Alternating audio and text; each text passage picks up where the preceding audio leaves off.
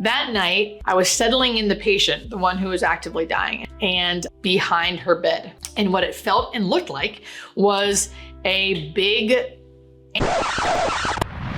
During this video, we're going to try to figure out whether or not she's telling the truth about what this hospice nurse saw. Really quick, throw in the comment section at any time in this video if you think she's telling the truth and what you think she saw. Let's go. I am a medical professional and I do believe in science and facts and certainty, but this one story did have me questioning everything and made me believe in miracles and possibly supernatural things. I don't know what to think of it. All right, we are going to establish a baseline over the next couple minutes before we run the footage of what she actually saw. Now in this baseline, we need to find out, where does she look and what does she do with her face and her hands? What are her mannerisms when she's talking about certain things? I'll run this clip again. I want you to notice that when she's making a point, because she's embarrassed about what she saw, when she is embarrassed, her chin shrinks in and she makes odd, strange faces. And when she's trying to make a point that is obviously true, she throws her head forward, she pushes her head forward, she does a chin jut. So when she's very uncomfortable, her chin comes back. When she's very comfortable and forceful, her chin is coming forward. So let's watch this one again and see what you can pick out about beginning to look at a baseline for her. I am a medical professional and I do believe in science and facts and certainty, but this one story did have me questioning everything and made me believe in miracles and possibly supernatural things. I don't know what to think of it. So here is the miracle part of the story. I was doing a late admission years ago on hospice where I entered into the home. The patient was arriving from the hospital. It was late. To be very honest, I was a little annoyed. Two things from that clip. When she talks about seeing things and when she's putting the memories together, she looks up and to her right. Where I entered into the home.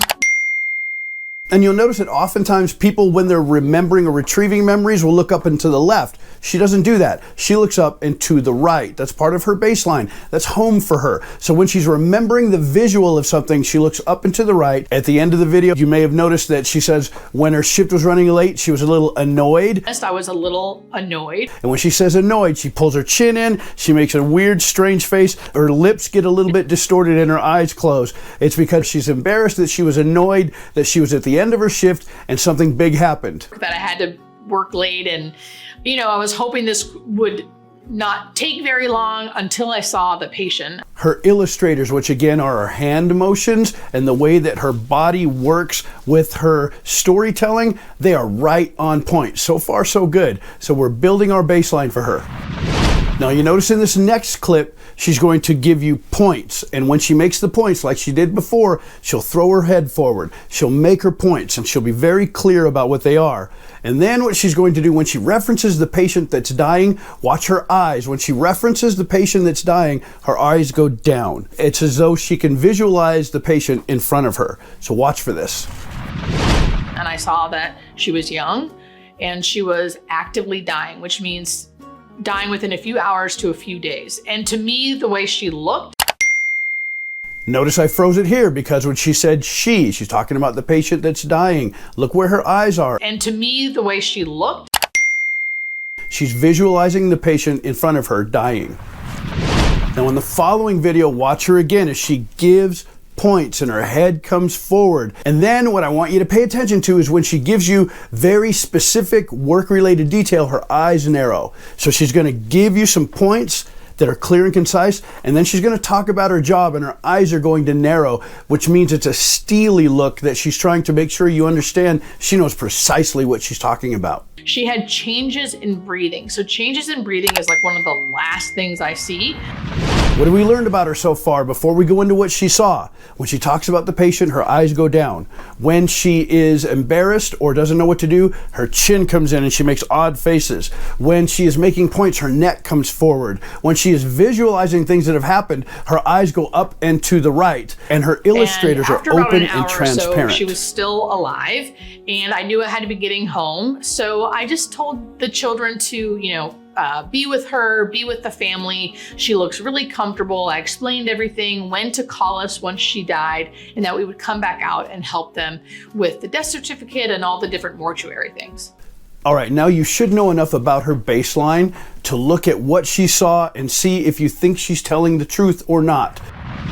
Okay, so here's the twist to the story, the part that I feel always shy to tell people because it's not something I'm used to, or I don't even know if I think it's real, but I can just tell you from my experience and then witnessing this miracle how I feel like it all ties in together. So that night, when I was with this family, I was settling in the patient, the one who was actively dying, and her kids were in the other room. I was in her room, I was settling her in the bed, she was unconscious, and I suddenly had a vision of, for lack of better words, like a being behind her bed. And what it felt and looked like was a big angel. So when she said she was looking at her in her bed, her eyes went down. And then she's looking around because she's trying to put the pieces together. And when she tells you what she saw, her hands open up so that she's hiding nothing. Her body opens into what some call the truth plane. I'll get into that another time. And then she makes that embarrassed face because she saw something and she doesn't know how to explain it in a way that she thinks will be believable. A big angel. Now, the angel to me is not like what we would Look at her eyes. Where are they at? think an angel would look like, or what I would typically. Notice how her eyes, then she looks directly at you and they get steely again. They get closed. Remember what that was at the very beginning? When she's giving you direct information that she's 100% sure about, her eyes get real narrow and she just tells you to your face. Think an angel would look like, or what I would typically think an angel would look like, with like wings and like small little fairy-like glowy angel. It was like this huge, solid being, the best way I could describe it. Huge, like as big as a car. It's very important that you notice this. Everything that she's describing, she is visually seeing. It's like she can see it in front of her. She's describing it, a being. She's talking about the size of it, and her hands move to express the size. So far, all of her illustrators are on point. What do you think so far? You think she's telling the truth? Let's keep going. Behind her bed, all the way to the ceiling, super, super solid and cream colored. So I can like really picture it even as I'm speaking right now. Again, hands are open in the truth plane, very affirmative, very, very clear on her details, describing in great detail with her hands, her eyes, everything is moving in concert. And then at the end, she does that thing with her eyes again, where they get really narrow as she tells you another fact. Again, it's so crazy for me to even talk about this because it hasn't happened before and it hasn't happened since. She's embarrassed because as a professional, she feels like this is not something that, number one, she should be talking about, and number two, that she should be believing herself. So you see that chin come in, you see that awkward face again. It's not because she's intentionally lying, now is it? You should know by now. No, it's because she's giving you information, but she's either embarrassed of it or doesn't know how to account for it or isn't sure if you're going to believe her anyway, because she's a medical professional who lives by facts and science and statistics and things that can be scientifically proven and grasped hold of. But I quickly brushed it off, of course, because I'm a medical professional who believes in science and facts, and I don't really, I've never witnessed angelic things, right? But then after I came back that next morning, and she was alert, oriented, awake, and lived for another 3 months and was eating pancakes and laughing with her kids, I thought, I think I know why.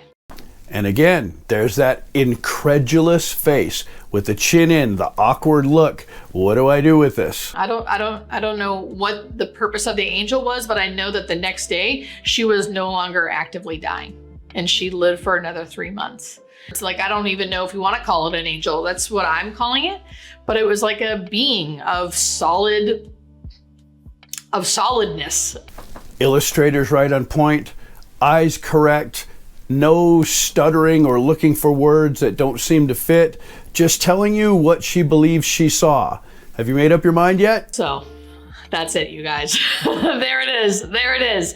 I know it sounds wild. I know it sounds crazy. I don't even know what to think about it. I love the way that she wraps up this video. And so I'm going to ask you to put it in the comment section. Is she telling the truth? Is she lying? I'll tell you what my professional opinion is. I've been doing this for decades. Everything that she has expressed has come out of clear memory with direct details, illustrators on point. Her hands are in what's called the truth plane. She's not hiding anything. She's not concealing anything. She's embarrassed when things don't sound correct because she is a medical professional and she doesn't know what to do with the fact that you may not believe her, but she's completely convinced in her own mind that she saw what she saw. What do I think?